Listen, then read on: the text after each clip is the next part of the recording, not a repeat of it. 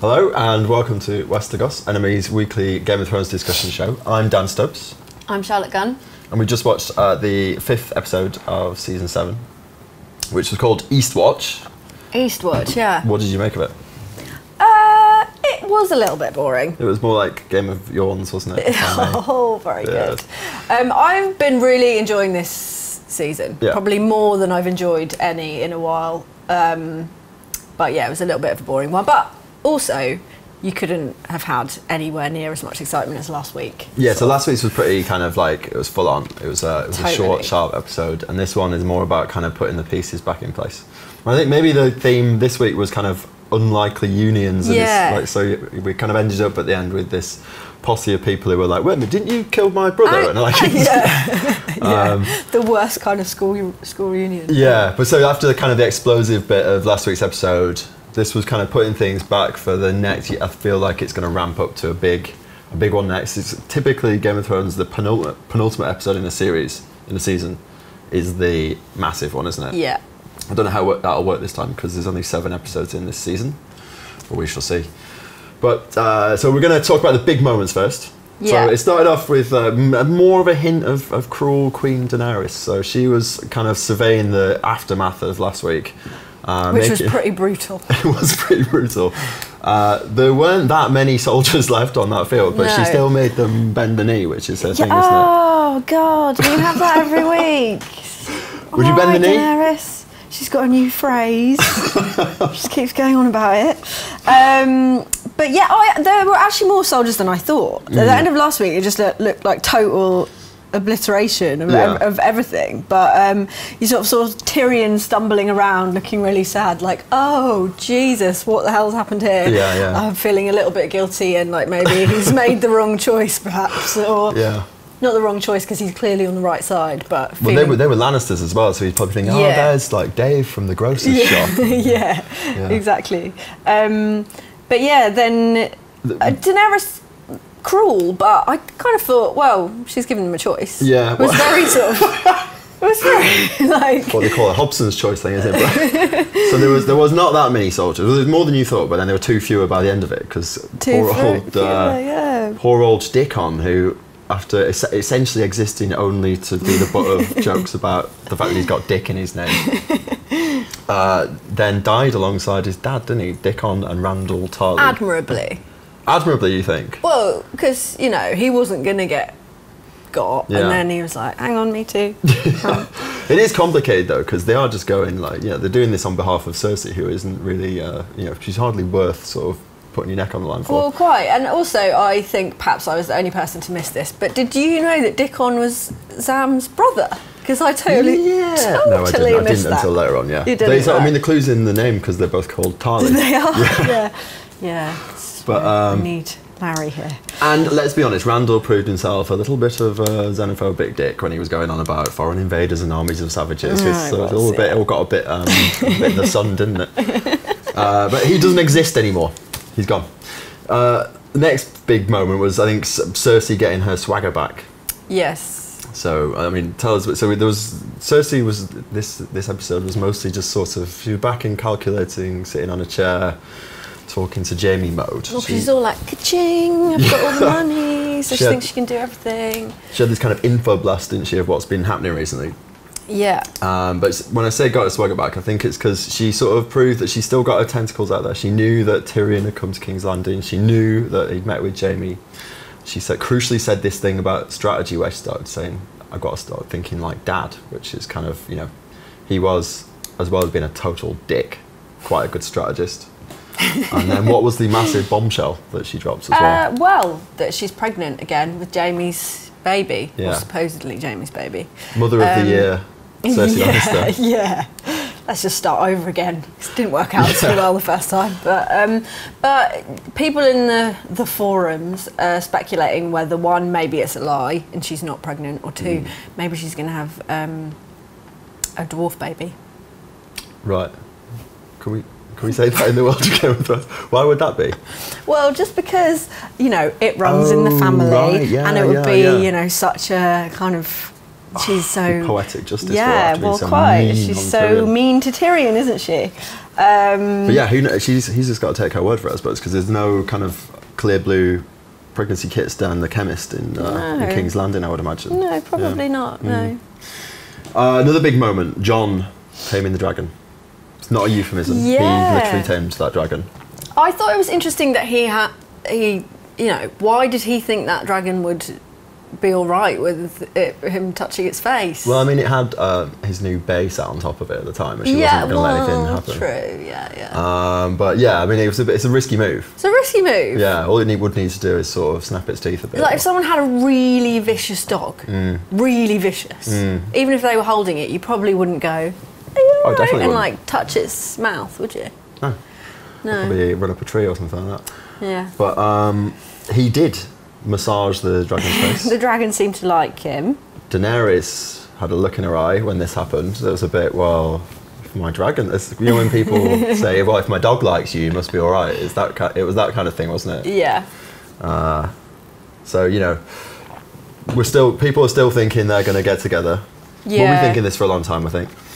But crucially, he did tell a sort of little lie to her, because despite this blossoming romance, she did kind of pull him up on that. She was sort of like, did that guy say a bit that you're dead? And he sort of went, no, definitely not dead. Hard to explain that though, isn't it? Yeah. No. Maybe he just thought, don't have the time right now. Especially when he's trying to convince her to go and kill loads of dead people. Yeah. Which brings us to the next big moment, which is no one believing in White Walkers. No, but why would you? Oh, I mean, dragons. Oh, yeah. Yeah, I mean, there's enough strange things happening in this world. Yeah. But, so, Bran had another vision. The Night's King kind of shot his ravens out of the air. He seems to be able to get through to Bran's visions. He sent a message to the Maesters in the Citadel, who are suspicious. They think it's a kind of a tactical thing from Daenerys.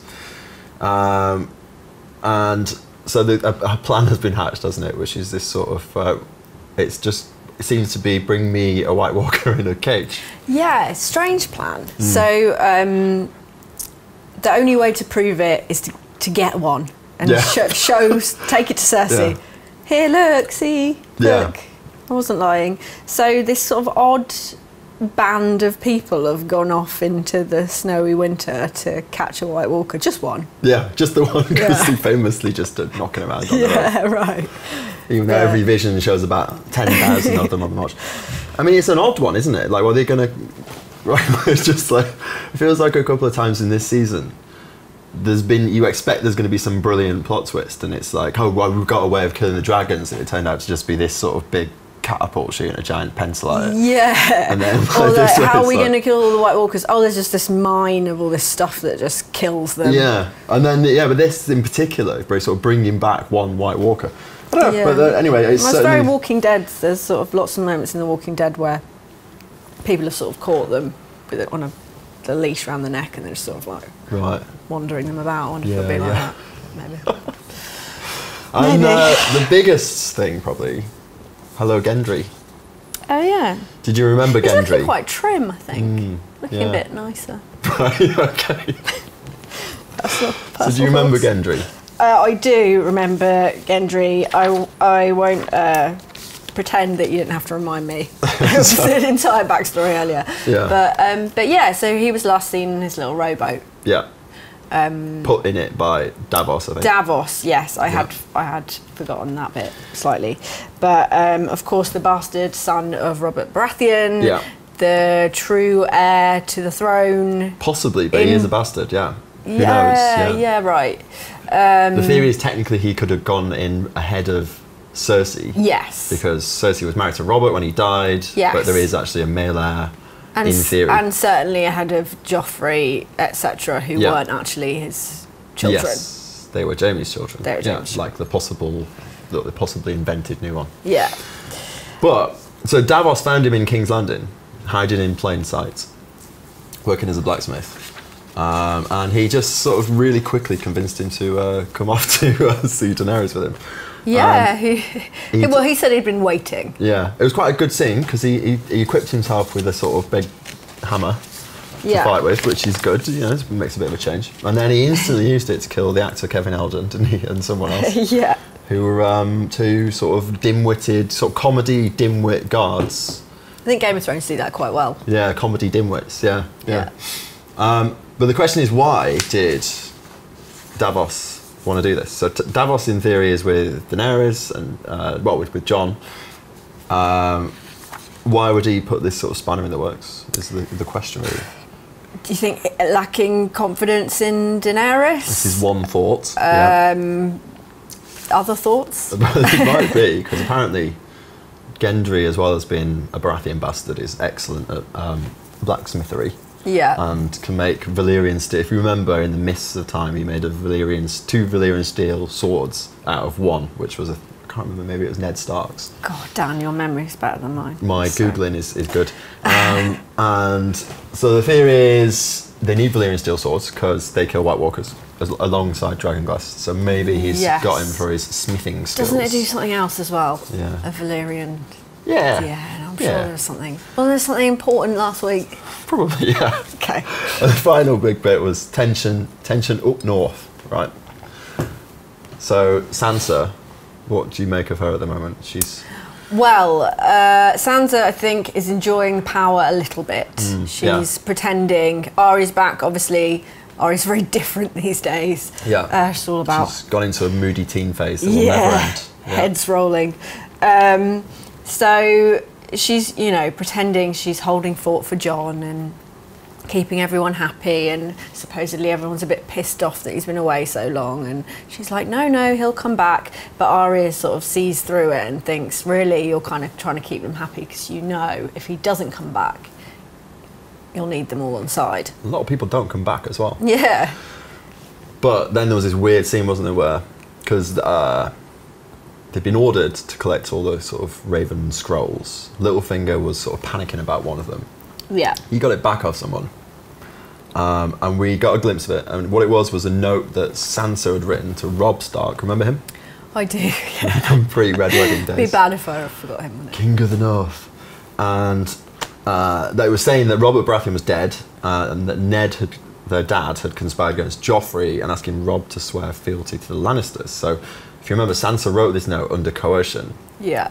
But Littlefinger had done this, then left his room. Arya went and found the note, and Littlefinger saw this and smiled. So he wanted her to read this note, presumably so that she thinks, oh, Sansa's a wrong 'un.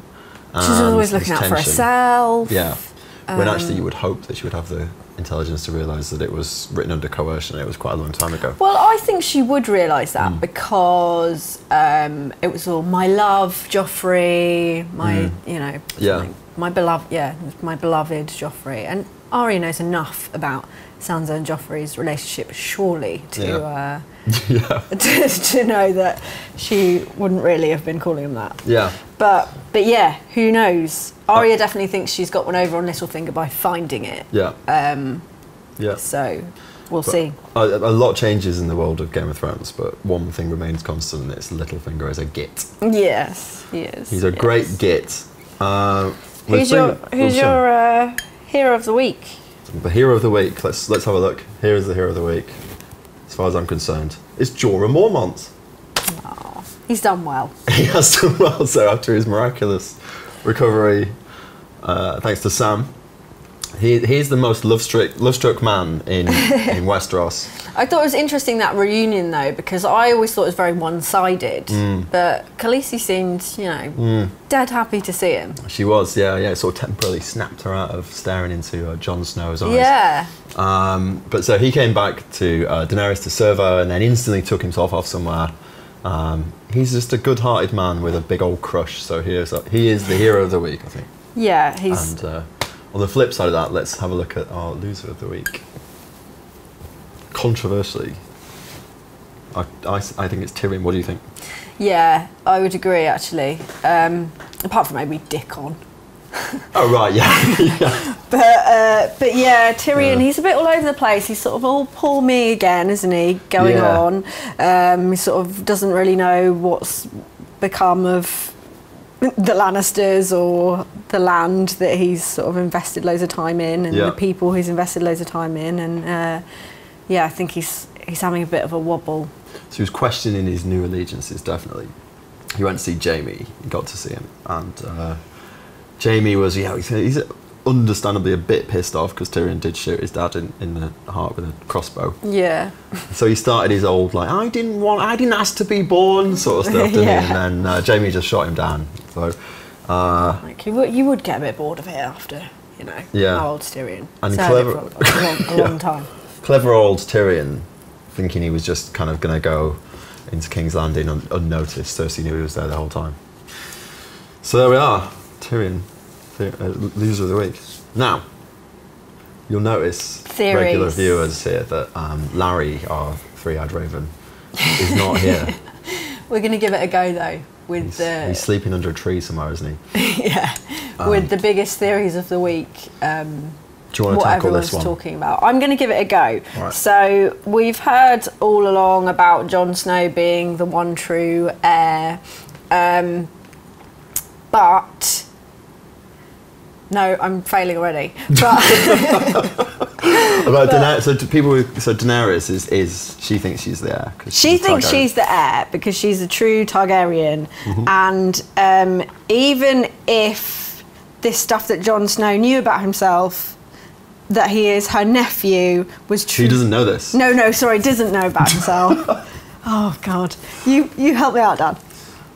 Okay. And I can only do this because I got it written down here. So there was I also have it written down here, but I wasn't doing it. There was a bit in this episode where Sam and Gilly are in the Citadel. Yes. Sam is getting pretty teed off with like being stuck there and having to kind of answer to the maesters all the time. They won't listen to him when he's thinking there's this big water fight. So he's like packing all his shit up and stuff, while Gilly is reading this book, and she sort of accidentally reads this completely monumental line, which says that Rhaegar Targaryen. Yeah, who she pronounces Rhaegar or something. Rhaegar, yeah. That's Daenerys' brother. Remarried someone in secret in Dawn. Now, based on what we know, which was that Lyanna Stark, which is Ned's sister, had a thing with Rhaegar. They thought that he was a prisoner, but it didn't look like it because Jon Snow is thought to be the son of those two. Yeah, so wait, so Jon's the son of Rhaegar and what's she called? Lyanna. So Ned Stark's sister. So Ned Stark's actually Jon's uncle. Yeah. And Rhaegar, who is Daenerys' brother, is his dad. Yeah. So this Larry, this thing that Gilly accidentally read out suggests that Lyanna and Rhaegar were actually married. Yeah, which is significant because it means he's not a bastard. Yeah. So therefore, he is the true heir to the throne in the way that Daenerys thinks she's the true heir to the throne. Because Rhaegar was the heir. Yeah. Then he died. Yeah. Daenerys is his sister. But actually, if he had a male legitimate son, yes, that would make him above Daenerys in this quite sexist world. Yeah, so it's the marriage that legitimizes him as the son and means that he's the winner. Yeah. So anyway, the short version of that is it looks like Jon Snow is the true heir to the throne anyway. But him and Daenerys are obviously going to get it together and sort of rule together anyway. So yeah, maybe. But okay. Yeah, I'm kind of. There's more to this because Rhaegar apparently is like his two sons or something had happened to them, and then he needed a third in line to follow some sort of prophecy. There's a lot to it. Look it up online. We've done a piece about it. Yeah, which we've read very well. Quote of the week. Is that the only theory we're doing? That's enough. Yeah. That's enough. Okay. Quote of the week. My quote of the week was Davos saying to Gendry, "Nothing fucks you harder than time." Right, yeah. Sad, but true. You just had a birthday, haven't you? So they just connect with you. Yeah. Yeah. And mine is not. It's not a funny quote, but it's just sort of it sums up the episode really, which is where Jon says, "We're all on the same side. We're all breathing." So it's this episode for me is about all the alive people slowly starting to get together and putting differences aside to go and fight this fella, the guy from the Mighty Boosh. Yeah, which takes us quite nicely into what's coming next week. Yeah. Snow. Snow. The trailer for next week is like it's like a horror film trailer. It's just snow and lots of people going, ah! And then it just goes, winter is here, which, like, it seems to have been for a while anyway. Yeah. It's a bit after the fact. Yeah, they've all been in there. But, yeah. Their furs for ages.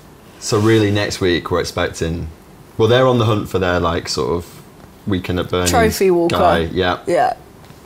They need to get this. I suspect they might encounter more of them than they're expecting. And at some point, they're all going to march on that Eastwatch castle, aren't they? So there's been prophecy. We've seen this. The Hound saw it in the flames. We know the Hound's back. The Hound's back. Yeah, we didn't talk about that. Maybe he's my hero of the week. He's the hero of every time, isn't he? Yeah, every time he's in there. But this crew that they've got to go and get the Walker, absurd. It's ragtag. Yeah, the Hound, Dennis Pennis is there, isn't he? And like some other. So the Brotherhood. Right. Yeah. These guys and who else? Oh, Jorah. Yeah. You know, reliable, solid. He's not going to die now. He's just got rid of his grayscale. That would have been a complete waste of time. Gendry. Yeah, Davos. I mean, Gendry. Sure, he did that thing with a hammer, but he's a blacksmith. Yeah, he's a little blacksmith. Well, they've got Tormund as well, haven't they? So yeah, the wildling. Yeah, he's good. He's a safe bet. So, but yeah, I mean, I think they're going to have lots of adventures. But yeah, at some point, holy rain is going to come down upon that place Eastwatch, because it's been seen so many times now. This is where a big confrontation could happen. Will it happen next episode? This is another thing I've totally missed, so apologies, viewers. But yeah, maybe next week, like you say, we've only got 2 left. Yeah. I think next week's looks like it's going to be big Walker, lots of Walker fun, White Walker. Winter is here. Get your IKEA rug now. So apparently there's been a run on these IKEA rugs that it turns out Jon Snow's cape is just an IKEA rug. Yeah. I was in IKEA on Saturday. Did you pick one up? I did. Very good. There we are. Well, that's it pretty much for next week. Shout out to HBO Online Store for the things. I feel like people are taking this stuff. There was more of it. More of it. Is it gone? We'll be back next time. Well, some of us will. Larry, probably. Help us, Larry. And that'll be it. So winter, snow, White Walkers. We can't wait. But also, please let us know your thoughts in the comments below, because clearly we need them.